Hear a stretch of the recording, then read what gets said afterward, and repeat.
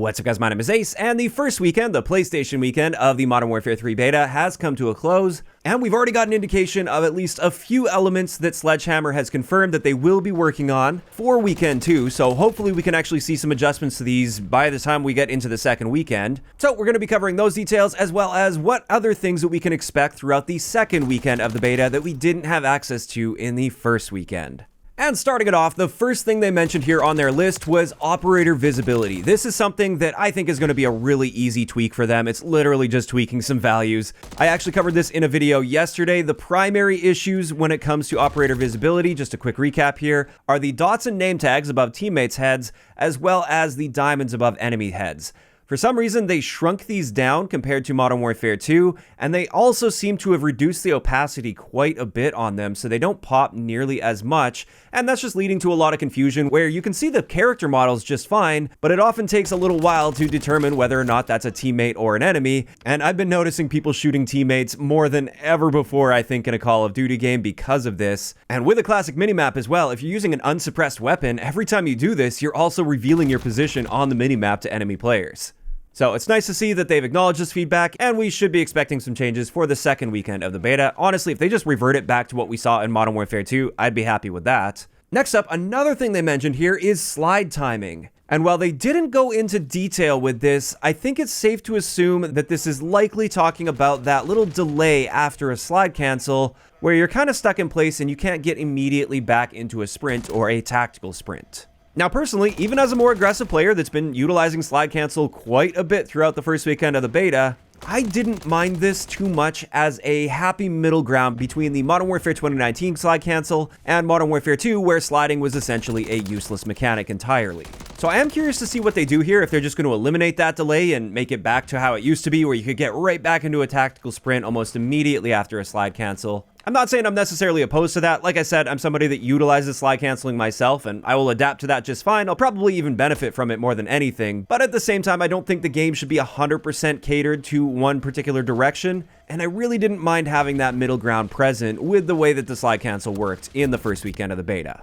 In either case, I'll definitely keep you guys posted on this. Once we get into the second weekend, I will do some side-by-side comparisons so we can see exactly what they do to this slide. But then finally, for the things that they listed out that we can expect for the second weekend of the beta, this is adjustments to spawn selection. And this has been my #1 gameplay related complaint with the game since the Call of Duty Next event even. The spawns are in a rough state, and I've actually been doing a ton of spawn analysis. I've literally spent hours just going into matches, pulling up my attack map, and watching spawns for the entire match on all of the maps and various modes. And I finally got a pretty good handle on how the spawns are working, and I also have a ton of feedback to provide on this. I'm planning on getting a video up, hopefully tomorrow, maybe not until the next day though. This is something that will take a fair amount of time to put together, but I have noticed various specific issues with the spawns that I want to provide the feedback on.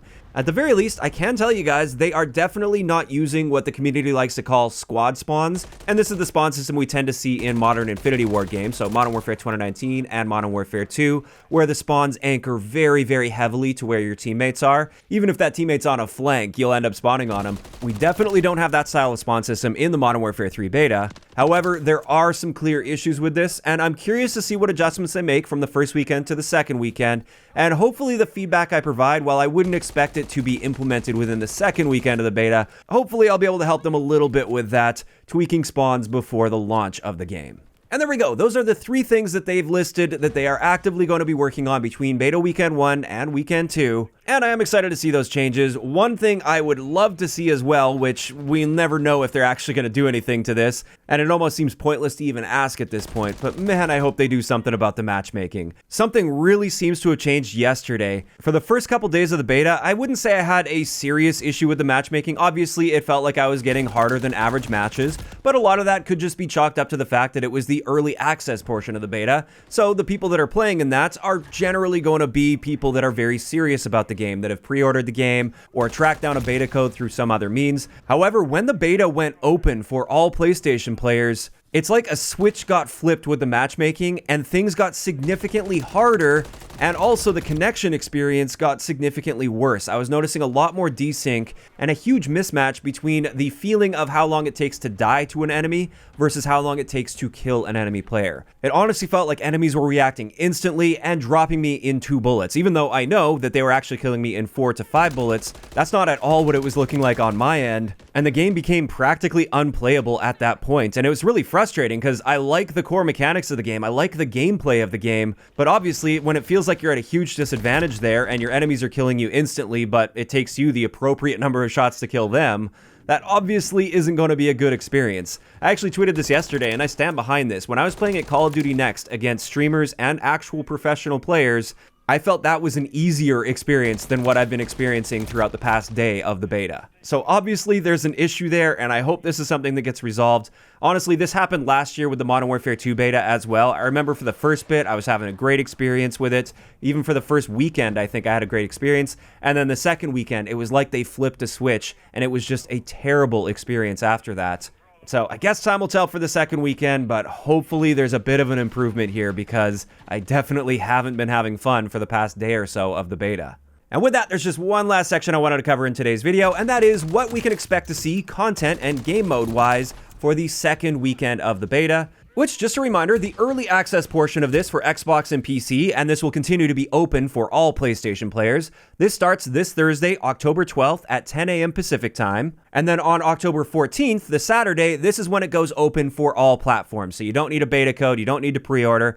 Anyone can hop on for free on October 14th to play. And with this second weekend of the beta, they're going to be bumping up that level cap up to level 30. Which will then allow us to unlock anything else that we were able to see within the menus of the first weekend of the beta. And this includes things like the Ghost perk, as well as Covert Sneakers, or effectively the Dead Silence perk in this game. Additionally, High Rise will be added to the second weekend of the beta, and I'm looking forward to this the most. Even though the spawns were pretty rough when I was playing High Rise at Call of Duty Next, it's definitely my favorite out of the lineups of maps that we've had access to so far, so really looking forward to getting my hands on that. Additionally, for maps, we're going to be able to play Orlov Military Base, which is a new ground war map, and we didn't even get to play that at Call of Duty Next, so that's going to be brand new even to me. And then for game modes, they're going to be adding the Cutthroat 3v3v3 mode, which plays a lot like Gunfight, but on the standard maps in the game. I actually had a good time with this throughout the Call of Duty Next event, and I'm looking forward to checking this out in a public match environment. And then finally for modes, Search and Destroy is coming, which is excellent to see in a beta. Normally, they wouldn't add Search and Destroy to a beta. At least we're going to be seeing it throughout the second weekend, and I know many Search players are going to be very happy to see that, because a lot of them just aren't into respawn modes at all. So there we go. That is going to wrap it up for today's video. Just several things that we can expect throughout the second weekend, and a huge hope that the matchmaking or connection or whatever it was that changed is going to be feeling a little bit better.